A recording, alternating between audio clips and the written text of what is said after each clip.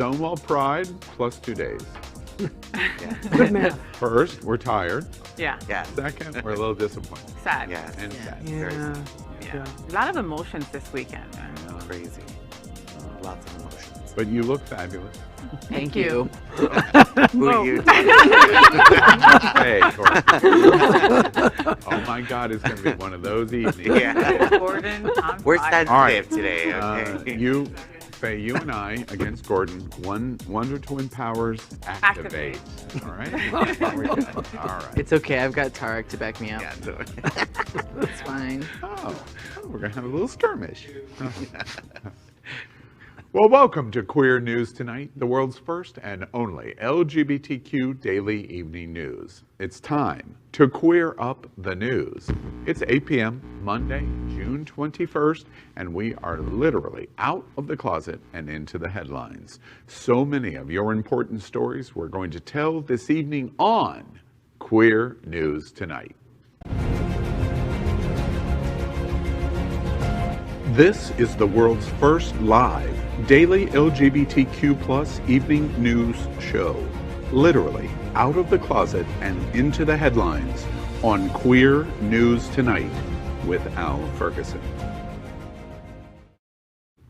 Hi, and thank you for joining Queer News Tonight. This is the world's first and only unedited, live LGBTQ+ evening news show. Whatever happens, you will see it. Queer News Tonight is supported by viewers like you. We are part of the Happening Out television network, Hotspots Magazine, and We Meg Events. Hotspots is celebrating 35 years of the LGBTQ+ experience. Merged, we bring you the best of LGBTQ+ news, entertainment, and support of our LGBTQ+ community. This evening, we bring you the news of and a perspective representing the LGBTQ+ community from South Florida, America, and across our planet. I'm your anchor at Queer News Tonight, Al Ferguson. Let's welcome anchor Faye What? She's a radio and television personality and has the popular blog and YouTube channel aiming to unite the L and the G together. She's a hostess and MC for many South Florida events, an animal advocate and owner of Faye's Fur Family, and is the anchor of the travel news show Happening Out Travel. Good evening, Faye. Good evening. I am so happy to be here with you guys. What a crazy weekend, and I can't wait to talk all about it. Next, let's welcome anchor Gordon Woodworth III. They identify as a pagan and is a genderqueer, non-binary Gen Zer. They're currently a data entry and triage specialist at the nonprofit organization Broward House, a not-for-profit social services organization with nearly 30 years of providing services for our community impacted by HIV and other chronic health challenges. They are now also running an alt-space VR channel called Pagans in Virtual Reality. Good evening, Gordon. Good evening, and happy belated Father's Day to all the fathers out there. Let's welcome guest anchor Tarek Terjman. He is the host of Tonight with Tarek for Villain Theater, the only place for alternative comedy in Miami, and a member of the House of Yas, Villain Theater's queer performance art collective and Florida's only all LGBTQIA+ improv comedy show. He is a queer, Guatemalan-born, Palestinian host and comedian living in Miami, whose stories of his diverse upbringing and experiences as a gay real estate agent will leave you baffled yet entertained. Good evening, Tarek. Good evening. Happy Pride, everyone. Let's welcome Greg Shapiro. He's a renowned LGBTQ+ author of 7 books, most recently Sunshine State, his Florida-centric poetry chapbook that observes and writes about his adopted state with wisdom, passion, quiet humor, and a sharp eye for detail. He is also an entertainment journalist whose interviews and reviews run in a variety of regional LGBTQ+ mainstream publications and websites. Good evening, Greg. Good evening, Tarek. Thanks for that great introduction. We are the reporters for Queer News Tonight, and this evening we begin with the queer headlines. The LGBTQ+ community in South Florida and across America is diverse. Our community across the world is vast. And here are the bullet points of the queer news for today, Monday, June 21st. Well, let's begin with the story. We're going to queer up breaking queer news. Tragedy strikes Stonewall Pride. Our broadcast. The parade is canceled moments before its start. Watch this. I was like, oh my God, I can't believe this is happening. A tragic accident. That's what authorities are now calling what happened Saturday when a pickup truck struck two people, killing one of them during a pride parade in Fort Lauderdale. We're doing all that we can to make sure that we do the most complete and accurate investigation. Initial findings by the Fort Lauderdale Police Department determined the driver, a 77-year-old man, was part of the Stonewall Pride parade and was going to be driving the pickup truck in the procession. Police say at around 7 p.m. when the parade was getting started, the vehicle began to move. It accelerated unexpectedly, hitting two men. It then crashed through this fence at the garden center across the street. He came through the fence with so much force. This video obtained by 7 News shows the moment the vehicle plowed through the property, ultimately slamming into a tree. Within seconds, police are there and walk the man away. My visceral reaction was that we were being attacked. Almost immediately following the incident, the mayor of Fort Lauderdale called what happened a terrorist attack against the LGBT community. On Sunday, he walked back his initial statements. I regret the fact that I said it was a terrorist attack because we found out that it was not. Mayor Trentalis, one of dozens who attended a vigil honoring those involved. The pain of the tragedy felt by so many. It was an accident. We all know that now. And it's such an unfortunate situation, but you know, it is peace of mind to be able to come to talk about it and support the community. Well, the story has made national and international news and affected us directly here at the Happening Out Television Network. Saturday, June 19th, Happening Out Television was live at Wilton Manor's Stonewall Parade and Pride Festival. Tens of thousands of LGBTQ+ individuals and allies were gathered to celebrate Juneteenth and one of the first Pride Parade events to return in the United States in 2 years. It was warm and sunny outside, perfect weather to celebrate, and the crowd was taking full advantage. As the day went on and it got closer to the 7 p.m. parade step-off time, the feelings of love and happiness that are hallmarks of Pride parades were almost palpable. Queer News Tonight was already streaming the parade live. The pre-show coverage had been completed, and we were on the main stage preparing to begin the coverage of the parade itself. That was when we were alerted about an accident at the parade staging area that was going to cause the parade to be delayed. From our position at the Black Experience Excellence stage, we were far from the staging area and didn't know exactly what had happened. It was shortly after that that we found out that 2 members of our community had been seriously injured in the accident and 1 had died. The decision was then made to cancel the parade, but the parade celebration continued, and I actually made that announcement from the main stage. As the evening went on, conflicting reports began appearing on local television. As you saw in that report, Fort Lauderdale Mayor Dean Trentalis said in a news interview very early on after the event that it was an attack on the LGBTQ community.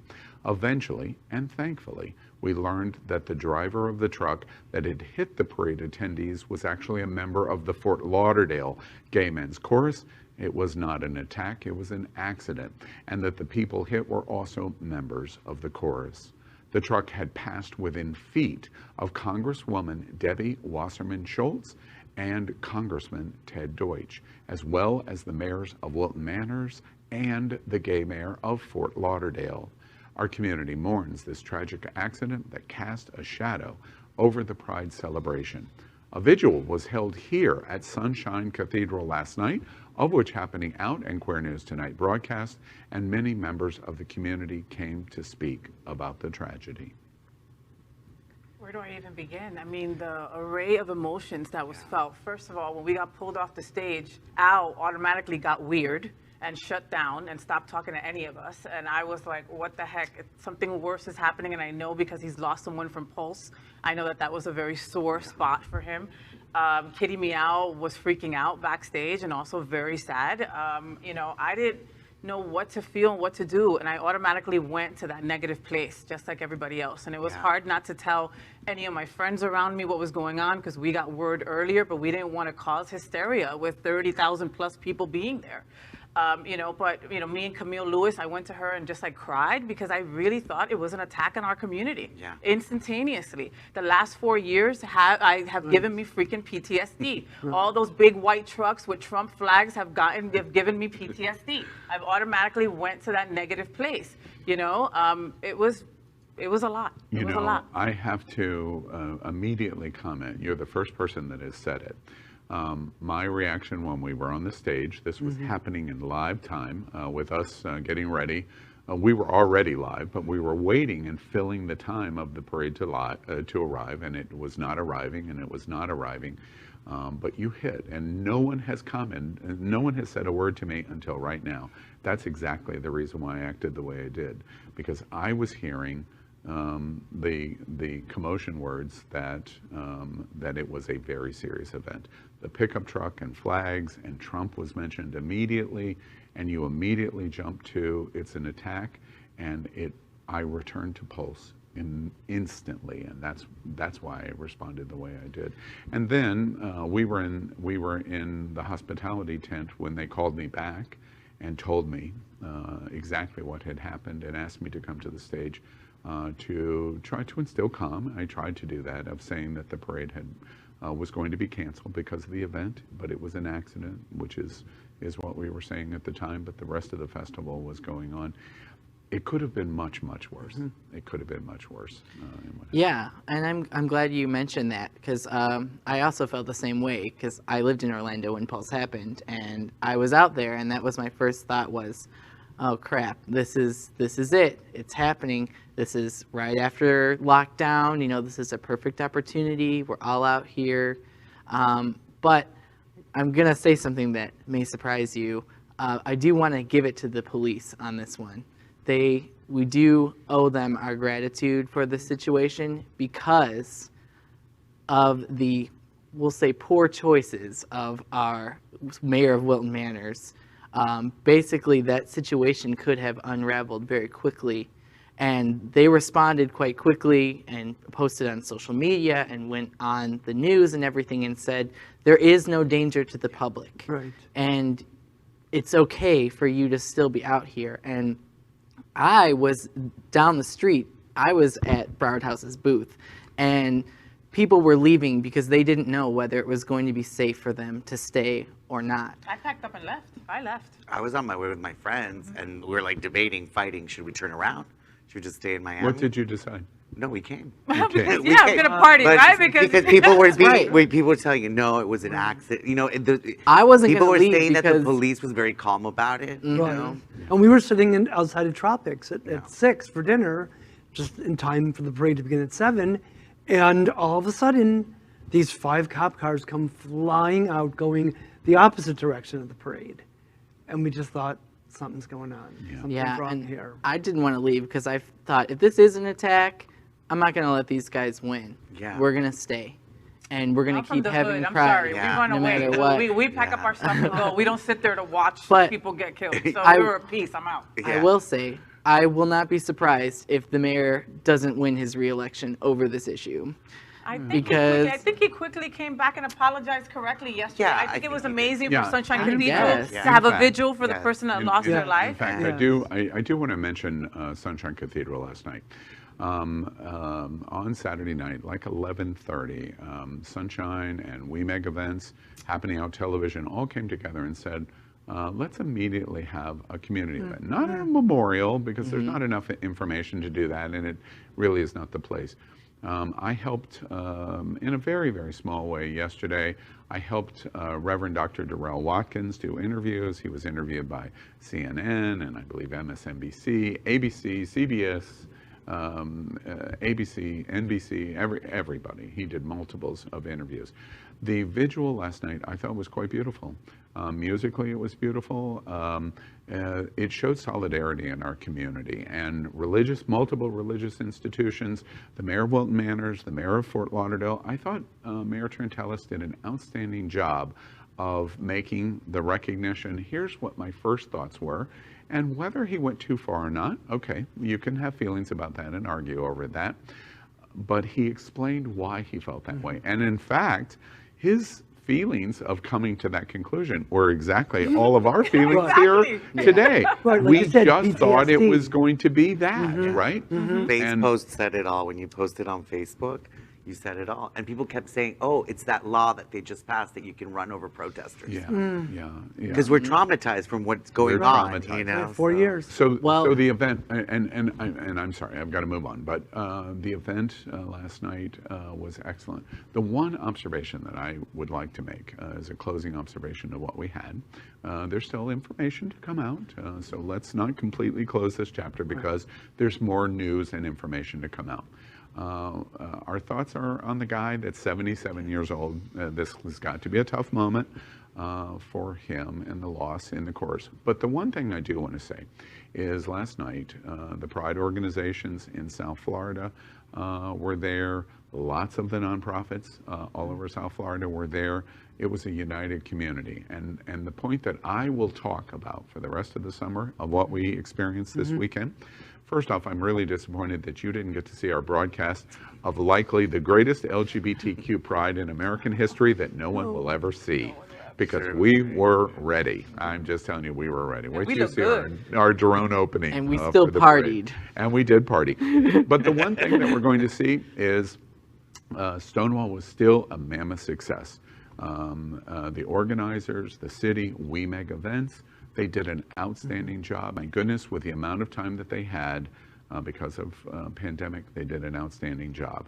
And we talked for weeks and weeks and weeks that this was going to be one of the first prides in the country.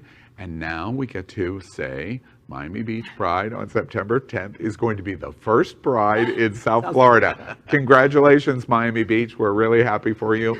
And Pride Fort Lauderdale is going to be right behind it. And all summer long, we're going to take this event and propel it to say, wait, our community is going to come together. Our nonprofits are going to come together. Our politicians are going to come together. Our community is going to come together, sparked by the cancellation of the Stonewall Pride and coming out of pandemic, unlike anything that we have ever seen.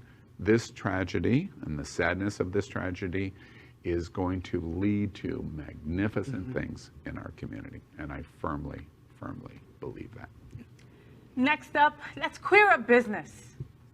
Alaska Airlines celebrates Pride in the skies. Watch this.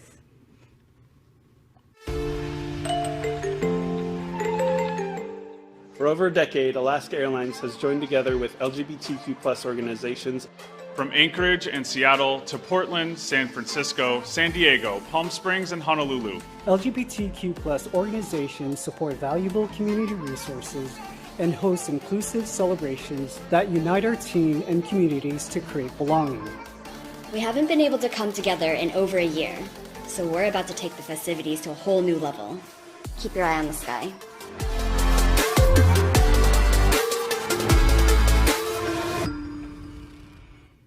Alaska Airlines surprised their employees last week with the unveiling of the company's first ever Pride plane.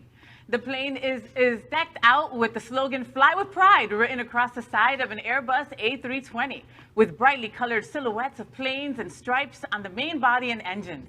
The new Pride livery was revealed at the airport, and the plane took part in a Pride parade in the sky, starting in Seattle with stops in Portland, San Francisco, and San Diego. The airline will be celebrating Pride beyond Pride Month, with the Pride plane flying throughout the airline's network all year long.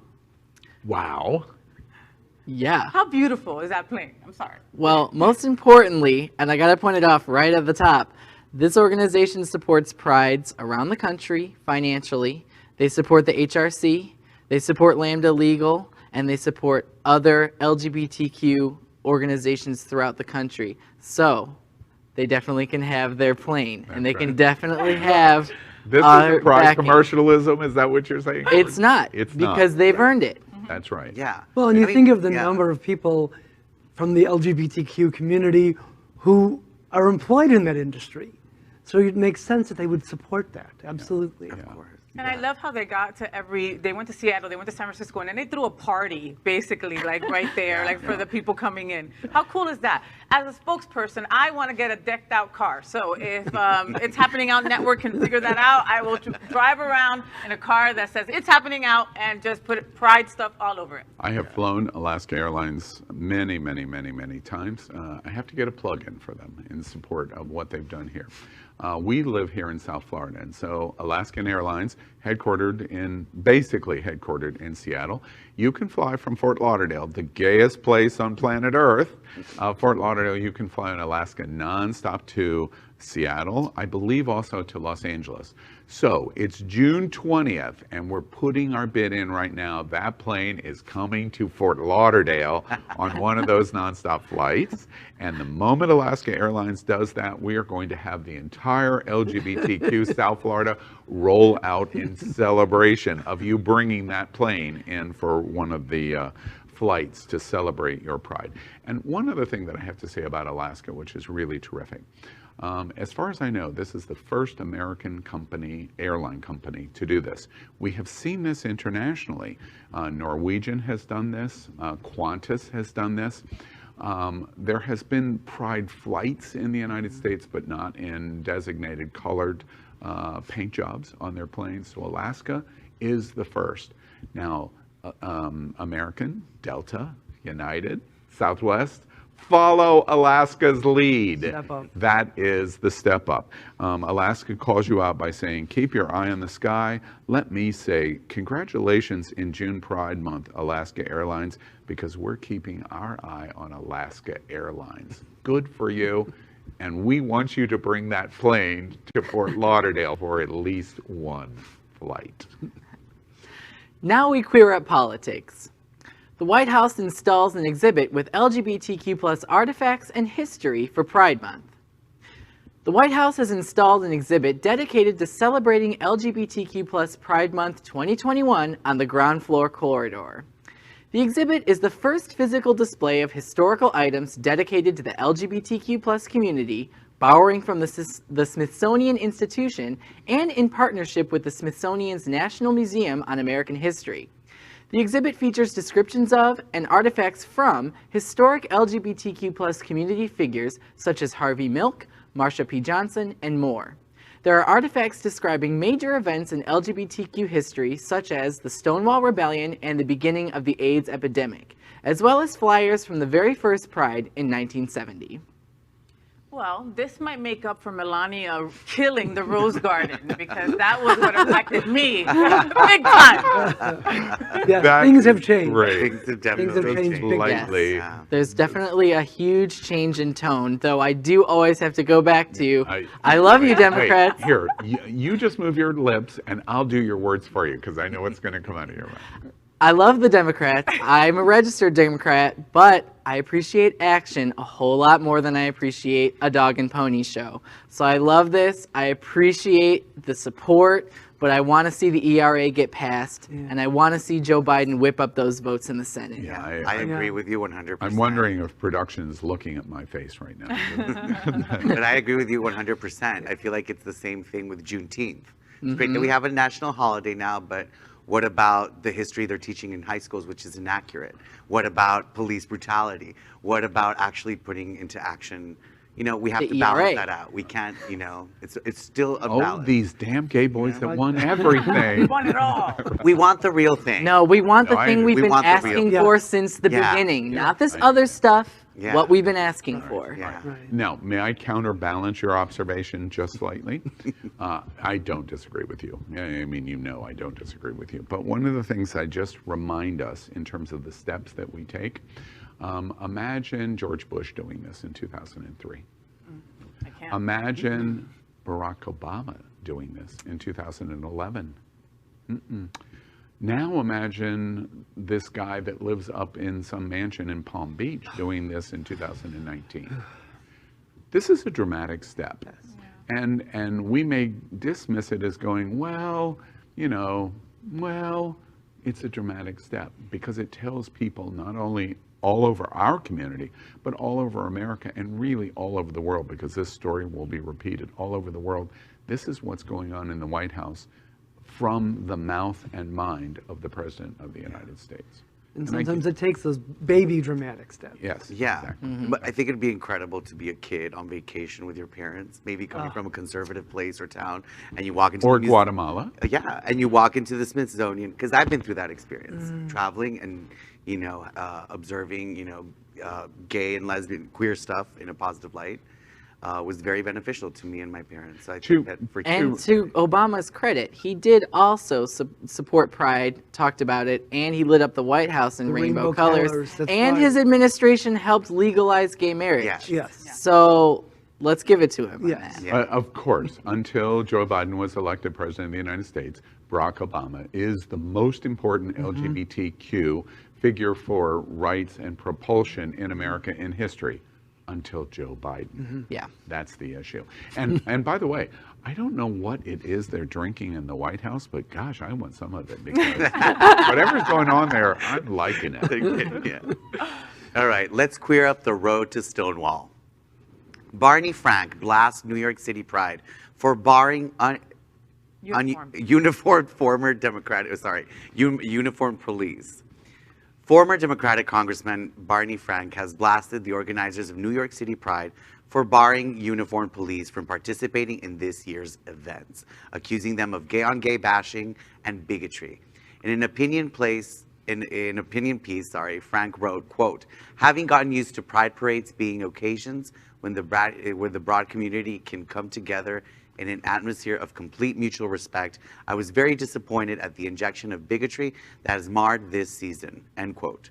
He continued by saying that the ban goes against one of the guiding principles of Pride, quote, "that people should be treated as individuals based on their behavior and not on some prejudice against the category to which they belong," end quote.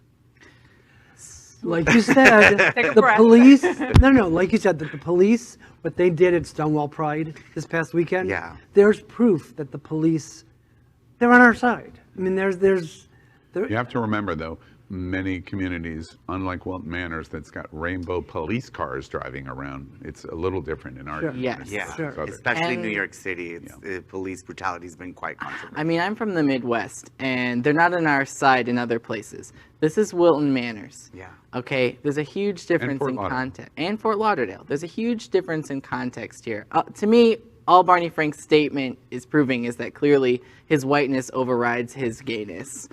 That's all it is to me. 100%. I appreciate that, the cops are here and they're trying to do the best for our community here, but I still do not believe that the context is really there or clear enough for uniformed police officers to be welcomed at Pride until we have a systemic change where the system as a whole is not a predator toward people of color who are members of our community. The context isn't there. And I'll always point out, the reason we have Pride in the first place is because of police brutality. Yeah, of course. Okay? It's like saying, I want to have the KKK march at a Black Lives Matter rally. It doesn't make sense. The context isn't there. It's not there right now. I want it to be there. And I'm not saying that the police can't be there out of uniform and be welcome, because they should be. Yeah, but they're proud of being police. They want to be there in their uniform. Why not? And there's plenty of our LGBTQ plus folks that are policemen. Absolutely. I hope you don't But forget there are about that. plenty They of- deal with their own discrimination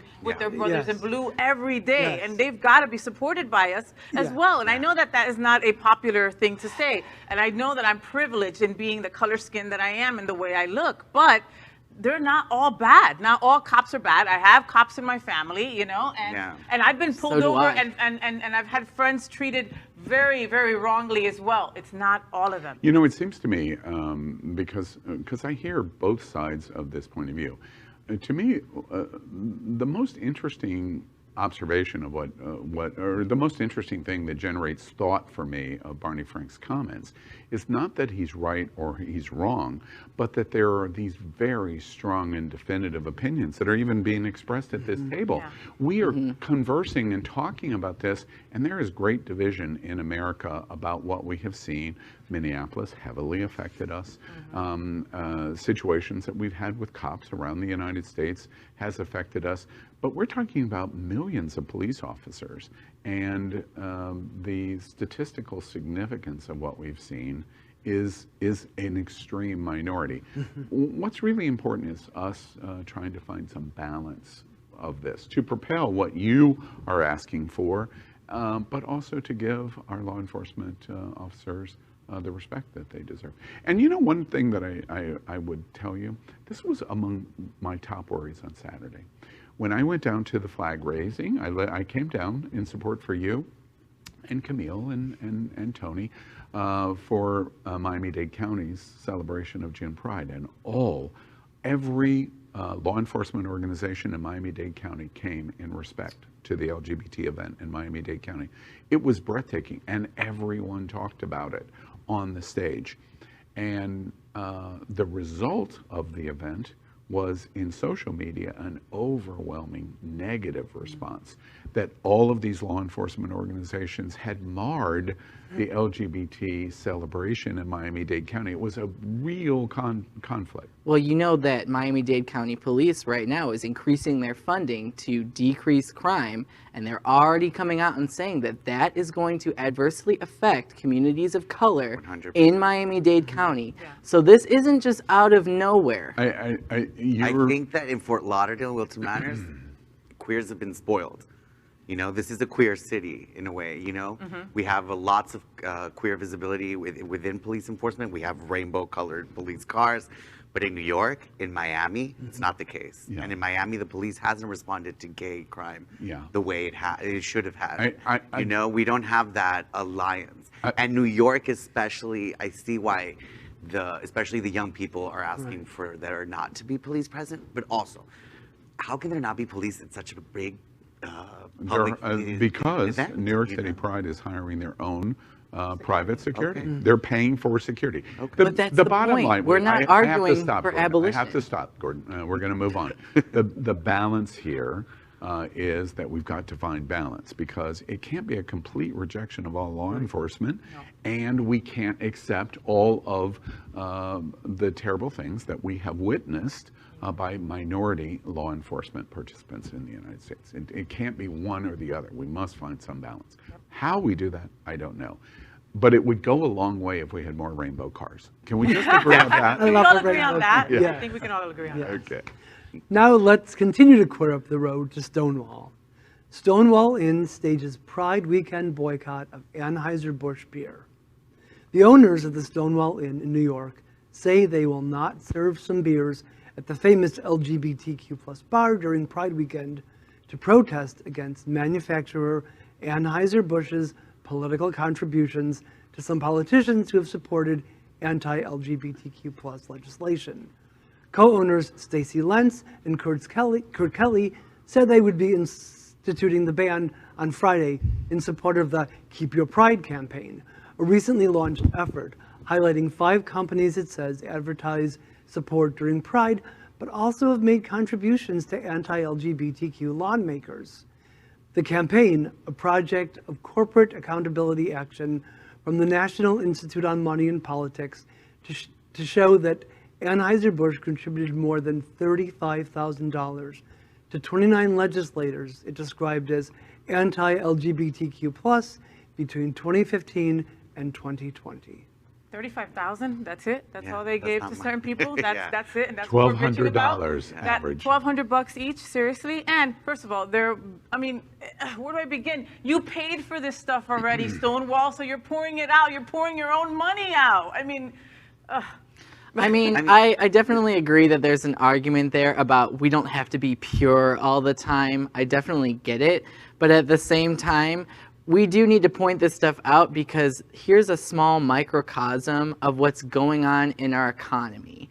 Capitalism corrupts everything. Sorry, I'm like very far to the left, but it's the truth. Really? Yeah. That's a breaking news bulletin tomorrow. It's the truth, though, that in this system, money is votes. Money supports everything that's going to happen in our society at large. So this is something small that we can do to encourage other companies. Hey, if you've got some skeletons in your closet, maybe you want to clean that up. Because I don't know, when I read this story, I loved it because being from South Florida, it just made me think about when we were drinking Anita Bryant's instead of drinking Screwdrivers to not support Florida Orange and what they were doing to us. Yeah. And we can do it again, and we can do it a million times. I was raised by activists, so I've been boycotting my whole life, you know? Like, I'm a Palestinian, we boycott products made in occupied territories, we boycott anything that we, you know, that's the only power we have in a capitalist world. That's brutal, you know, to people who are not rich or have money buying power. So we do have a little bit of money buying power, and I think it does make a difference, especially to balance out this, oh, we are full of pride for 1 month, but that's it. And then we give politicians money. And yeah, it's not a big amount of money. $1,000, and my vote would cost way more than $1,000. But because I think those are the limits too to what they can give officially. But you know, but we know of other companies that give a lot of money. And it's not just like, about money. I don't need a chicken fillet or whatever. I don't. A hate sandwich, no way. I don't have to go there. But it's not just about money. It's also about calling attention to it. Yeah. And it's achieving that. You know, I actually, this is going to come as a surprise to everybody. I don't disagree with this observation. Stonewall Inn has every right to do this. The one thing that I frame the conversation on is $1,200 to a candidate by a corporate $100 billion company like Anheuser-Busch is like me buying a pen. It is of no consequence to them at all. Now, that doesn't make it right, but what I'm pointing out is whoever donated that $1,200 to each of those 29 candidates, they didn't even take the time to find out, are you a candidate that supports our positions? They only do that to grease the wheel, and that's it. They didn't give it 1 millisecond of thought. So, are they making an overt anti-LGBTQ action? They absolutely are not. Probably That's not what's going on here. This is just stupidity. That's all this is, stupidity. But it's also accountability. It's accountability. Okay. All right. I think we need to call people out. All right. Well, I'm trying to finish the story, and apparently you're just not going to let me do that. But and then I go. The $1,200 that they spend. Stonewall, protest, pour the beer out. But I assure you, Anheuser-Busch is not even, they're not blinking over the pen of giving the $1,200, and they're not going to blink on the beer that you're going to pour out on the street. That's it. All right, next, let's queer up sports. This is a really great story. Munich Mayor in Germany is seeking rainbow-colored stadium for Germany-Hungary's upcoming Euro 2020 match. Hungary may play its final group soccer game at the European Championship in the stadium lit up in rainbow colors at the request of the mayor of Munich. Mayor Dieter Reiter confirmed on Sunday that he was going to write to the UEFA to get permission to fill the Allianz Arena with colors on Wednesday in a show of solidarity with the LGBTQ plus community. The city council wants to take a very public stand against a law that has just been passed by the Hungarian parliament on Tuesday that took all mention of gay and trans issues out of all school curriculums in the country. This story makes me very happy because I grew up. Finally! Because I grew up watching there's the soccer. picture. Oh, yeah. Awesome. Yes. I grew up watching soccer. My mom's Italian, so we were religiously, you know, cheering for Italy. But the homophobia that stemmed from soccer, the stories you heard of like members getting ousted because they found out they might have been gay or not, or even acting gay in the locker room. So this for me is amazing. I think that it really, again, little kids, boys and girls, and everything in between, that see this and want to be athletes are going to feel empowered. See, I thought it was a mistake. I thought it was a mistake, like they just didn't understand the phone call. I can imagine the mayor going, hi, yeah, so the stadium's a little bleak, and I just thought maybe bring some color in, you know, just some colors, not a big deal, okay? Is that okay for tomorrow? That's all right. Cool. Designer. Then they all showed up and they saw this, you know? And the gay lighting designer's like, oh, we got you all color. No, but that's not going to fly in Europe anymore. It's an LGBTQ plus freedom zone now, and they mean business. And the Germans do not play around with this. Ever since, you know, they've regained autonomy after World War II, they're not playing on these issues, and they're going to fight far-right politics any way they can. So we should be supporting them in doing that. For sure. And I think that politically, like also, you know, companies and stuff, they're recognizing to attract new buyers, millennials, of course, but Generation Z and the generations to come, even if they don't identify as LGBTQ+, they're going to go towards it because it's more interesting, it's fun, because they want their friends to be free. And I think that gives me hope. You know, one final thought to the hope observation you make. You know, the #1 comment that I get about Queer News Tonight on doing stories about Hungary, the Soviet Union, Poland, in their anti-LGBT stance, it's like, why do you keep reporting it over and over and over again? We report what's going on in Hungary, and this story's response in Germany, you hit a bullseye, in my opinion, Gordon. First time tonight, by the way. And, you know, I'm only kidding, of course. But we continue to report this over and over again, and to the point about Germany's response to it of going, wait, we disagree with you, we are going to smash it in your face in rainbow colors that we disagree with you. We continue to do so many stories on Hungary, Poland, and the Soviet Union because it's a real illustration of what is happening to these far-right extremists and often evangelical points of view, and make the comparison to what is going on in the United States. We have the exact same thing going on here. And our response, of which, by the way, we have a president and a vice president and a White House and a Department of Justice that is Germany, is going, we ain't playing. This is what's going to happen, and that's what we need, which is why Queer News Tonight is showing you what's happening in Eastern Europe, because the European Union is deadly serious. This is going to cost you a fortune if you continue to be as ignorant as you're being. Let's continue with another queer sports story. New Zealand weightlifter Laurel Hubbard to become the first openly transgender athlete to compete at the Olympics. Laurel Hubbard lifted a whopping 628 pounds in 2 lifts to qualify for her first Olympic Games. And when she competes in Tokyo next month, she will make history as the first openly transgender athlete to ever do so. Representing New Zealand, Hubbard will compete in the women's super heavy lifting 87-kilogram weightlifting category on August 2nd. The 43-year-old will also be the oldest lifter at the Games.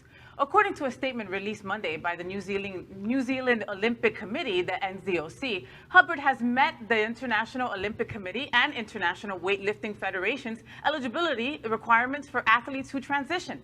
Issued in 2015, those guidelines specify that a transgender athlete can compete in the women's category if their total testosterone level is 10 nanomoles per liter in serum for at least 1 year before their first competition. Yay, great news.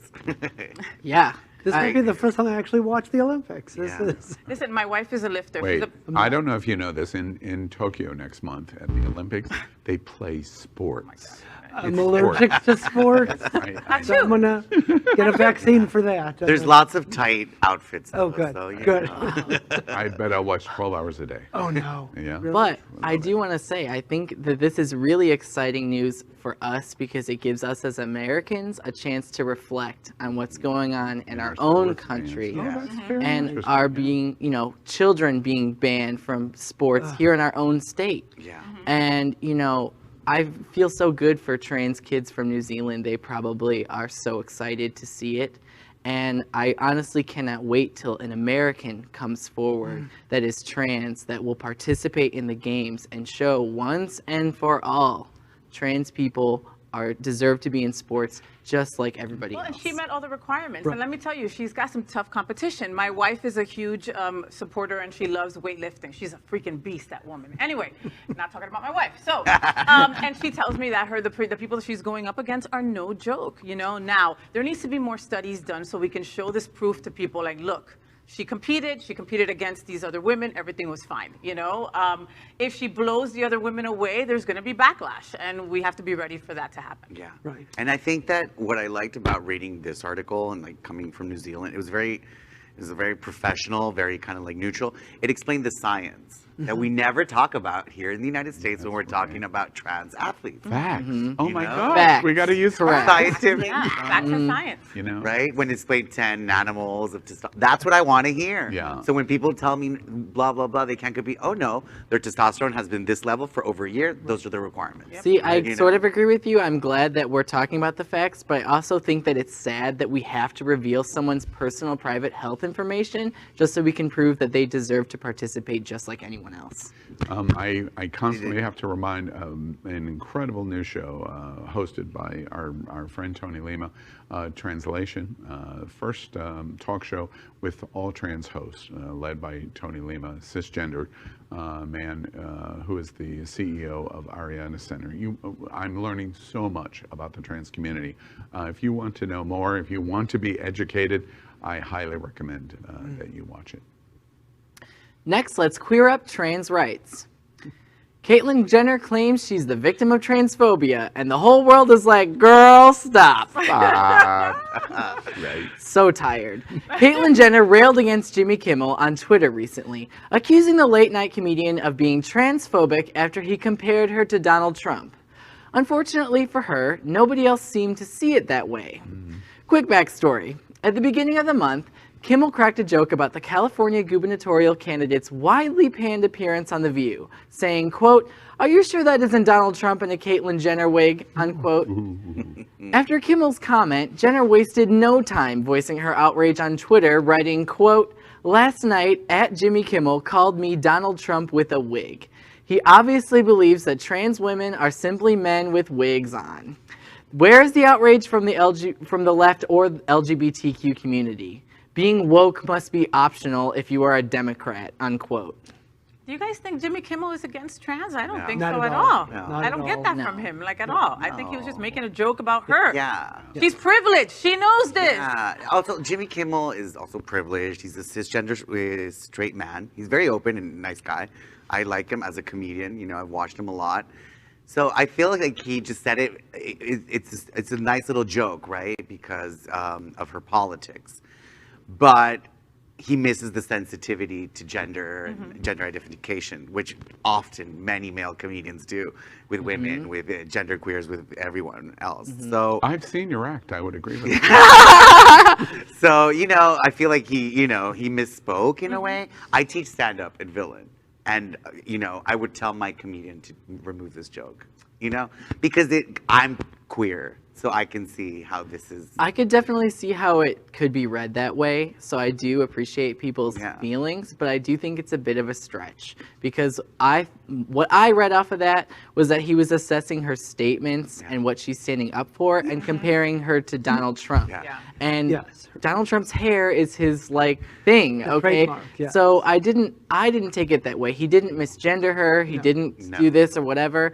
Personally, I feel like when she wants to come out and say that if you're going to be assessed for the statements you're making and you're going to turn around and say, well, that's transphobia, then you saying it's transphobia is a red herring, period. You're trying to deflect from the issue at hand, which is that you are a trans person who is taking the LGBTQ community and all we've built and all of the things we've fought for, using your privilege and not appreciating You know, I want to refine your point just, I agree with you, just a little more finely. But first I want to come back to your point. Comedians can say whatever the damn well they want to, because if you're going to walk the tightrope of being funny, you can't sit there and go, that's not funny because it's politically incorrect. And the moment we start to cross that line, you can't be funny anymore. Because if, in my opinion, in watching great comedians and people that are humorous, they have to have the freedom to be able to experiment and get out there. And sometimes they're going to make mistakes.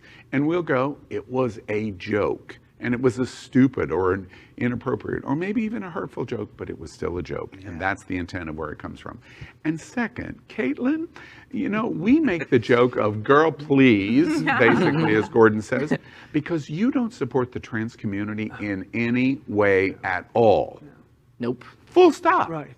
So the first time somebody makes a joke about you, you pull the trans card? Playing the card, right? I mean, where was this when she was on the roast? You remember her on the roast? Oh my God! And they were calling her, saying that she's a man. Yeah. Where was that? And she was like taking it in. She was famous to be there. But now that she's running for governor, it's a problem. I love how they used a word that, you know, she's outraged by this. I'm outraged by her and her statement. You're outrageous and transphobic. We're all outraged. And let's not forget, California also elected Ronald Reagan and Arnold Schwarzenegger as governor. So she stands a pretty good chance of getting elected. Oh God, let's not even go there. All right, so that is our queer headlines for today. Let's catch up on the LGBTQ plus news surrounding COVID-19 with our special segment called Quarantine Quickies. Queer News Tonight has been LGBTQ plus America's most important news source on the pandemic, as we have reported on coronavirus on every news broadcast since January 6th, 2020. Tonight, we report the devastating effect coronavirus has had on the American and worldwide LGBTQ plus community in total cases and deaths. But we also provide hope of a new light at the end of this long tunnel.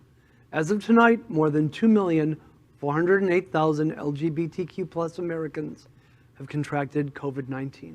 We have watched the greatest single-year LGBTQ plus health crisis of our lifetimes.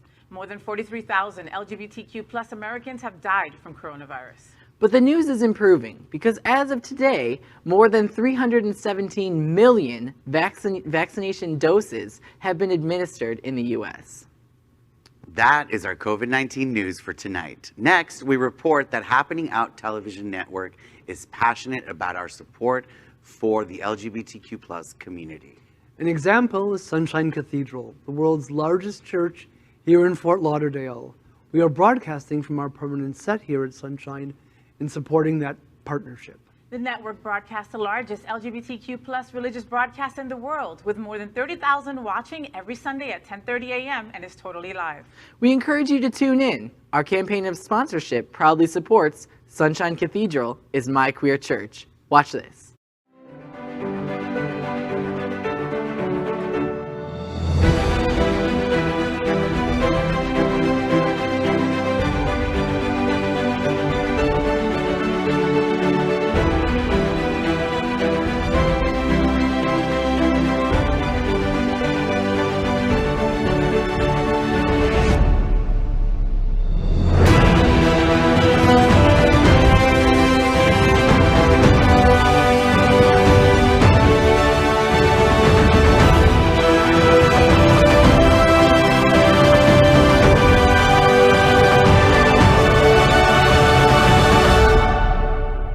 I am Daniel Quintana, CFO of Domi Real Estate, and Sunshine Cathedral is my queer church. Finally, we thank Queer News Tonight's hotel sponsor, Best Western I-95 Fort Lauderdale. This is the closest and best choice to the famous Wilton Drive, and our hotel and guests stay at this LGBTQ plus ally partner. We encourage you to stay here when visiting South Florida. So that's it. That's today's news for the LGBTQ plus community on the world's first and only daily LGBTQ plus evening news show. Is our community important to you? Then help us by liking and subscribing. Ring the bell for updates. Share this news with your friends and family. Post this broadcast in the many groups you are a member of. Tonight's stories about our community deserve the attention of your friends and family. Queer News Tonight is the only live LGBTQ plus digital television news in the world that is out of the closet and into the headlines. We need your support. If our community is to grow, we must tell our stories and bring them to the attention of the broader world. This is the only place in the world that tells these LGBTQ plus stories in motion and sound. That is the passion of Happening Out Television Network and Queer News Tonight. I'm your anchor, Al Ferguson, and on behalf of these LGBTQ plus reporters, the anchors of Queer News Tonight, including Faye What, Gordon Woodworth III, Tariq Turgeman, and Greg Shapiro. We will see you daily at 8 p.m. And by the way, that's tomorrow night. Good night, everyone.